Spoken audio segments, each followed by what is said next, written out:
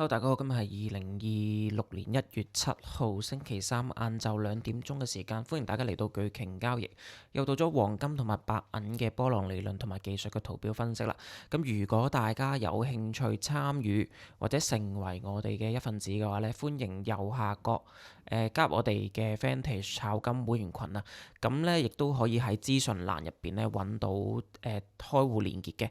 咁其實咧過往嘅表現咧，我哋嘅會員都做得唔錯啊。咁如果咧睇翻我哋會員嘅晒單群咧，其實我哋嘅會員咧平均每次加入咗我哋呢個技術分析咧，平均每日嘅單咧，其實係最少可以賺到300至到500蚊美金嘅，即係講緊一張單嘅盈利啊。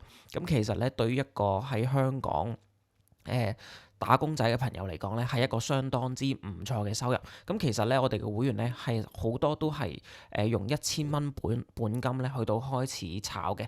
咁如果大家亦都有興趣成為我哋嘅 Vantage 炒金會員群嘅一份子咧，歡迎大家咧連結開戶。好，咁啊跟進翻咧黃金同埋白銀值嘅走勢啦。咁啊睇翻成組浪嘅浪形講過㗎啦，話2、4去5浪，1、2、3、4、5，四浪嘅最低點不能夠跌穿，即係4274點咧唔可以跌穿嘅。一旦跌穿咧，呢度有機會做翻一個大嘅喇叭型調整。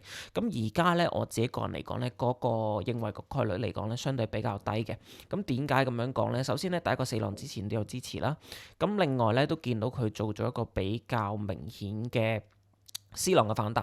咁其實咧所有浪形咧喺我認為波浪理論結構入邊咧都有一個嘅歷史重複嘅作用嘅。咩意思咧？一旦佢係根據咗呢一個浪形去到行咧，其實佢成組大浪咧都有機會行翻一個相近嘅類型嘅，係啦。咁啊，見翻成組浪啦，之前講過噶啦，A、B、C、A、B、C。咁我認為呢度咧都有機會做一個大嘅 A、B、C 嘅。咁短線咧懷疑咧呢一個嘅 A 浪咧已經完成咗噶啦。咩意思咧？即係話佢而家3組浪咧有機會咧呢度一個 A、B、C 浪咧，呢度3組浪咧有機會已經形成咗一個比較大級別嘅 A 浪啦，或者 W 浪。咁另外咧，其次咧，我哋短線咧見到佢會落咗嚟啦。咁即係話我哋再向下推一波嘅話咧，咁嚟 expect 佢成組浪咧會咁樣行嘅。咁我哋嚟緊咧會捕捉呢一個 B 浪嘅低點。B 浪低點咧最簡單噶啦，攞翻成組浪嘅浪形去到睇，係啦。咁有機會回調到啊，咁你已經見到佢咧落翻嚟4447啦。咁其實咧已經有少少反彈咯。咁咧嗱，呢一個都有機會係一個 B 浪嘅最低點嚟嘅。咁但係 B 浪咧，我自己嘅 default setting 咧，通常最少0.382、0.5、0.68呢啲位置咧，會最理想啊。咩意思咧？即係話佢如果有機會回踩前面呢個浪嘅最高點，係啦，即係4400蚊左右啦。回踩呢個4400蚊左右咧，咁我認為佢下一波觸發嗰個爆發嗰個上升浪嘅機會率咧相當高。咁其次咧，呢一個 C 浪咧，我哋就要捕捉佢下個升勢啦。咁就有機會會做出5個嘅浪形嘅，係啦。咁呢個咧就係短線嘅推斷啦。咁唔一定會行嘅。咁我哋都係順勢而為啦。咩意思？即係話，如果我哋有幸見到黃金落翻嚟0.382、4413啦，同埋前頂4404啦，或者打翻落去0.5，如果佢有反彈或者有轉勢嘅信號，咩意思？即係話有機會出翻啲早晨之星啊，錘頭嘅符號啊，即係類似呢啲咁嘅形態咧，我哋就會喺呢個位置呢度部署㗎，係啦。咁就希望佢咁樣行啦。另外就會睇到4700蚊嘅。好，睇翻白銀嘅走勢啦。咁啊，尋日咧都同大家講咗我嗰個嘅判斷啦。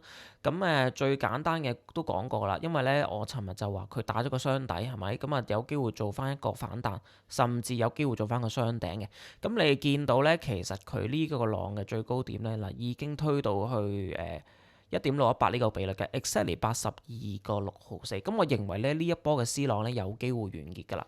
咁啊嘗試用一個波浪嘅結構去推啦。咁你當佢呢度 A 浪又好啦，落翻嚟 B 浪反彈去 C 浪。咁其實咧同黃金嘅走勢相當之類似啦，都係做咗個 A、B、C 浪反彈。一浪呢度做咗個 leading 打緊落嘅一浪嘅1、2啦，1、2、3、4、5，三浪回調4、1、2、3、4、5，有機會呢一個浪咧已經完結㗎啦。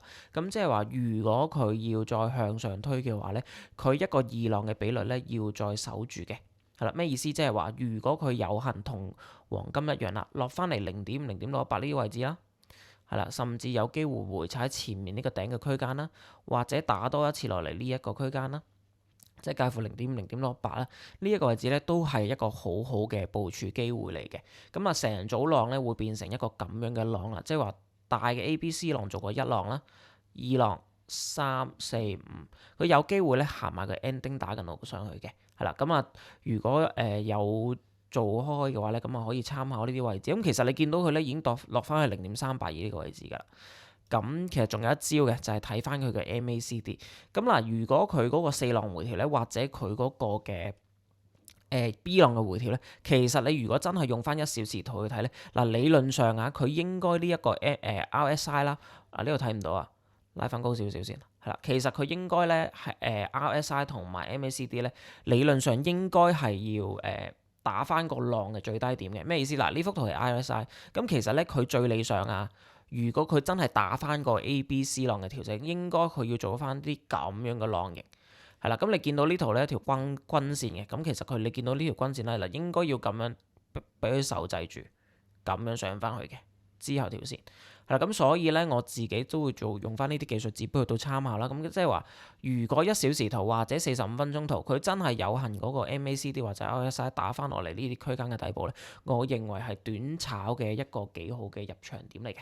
係啦，咁就係咁多先。今日嘅分析咧就去到呢度啦。咁如果大家真係有興趣加入我哋成為我哋炒金群嘅一份子嘅咧，留意 description 欄啦。咁啊，開戶連結記得輸入優惠碼。好，今日嘅分析咧去到呢度啦。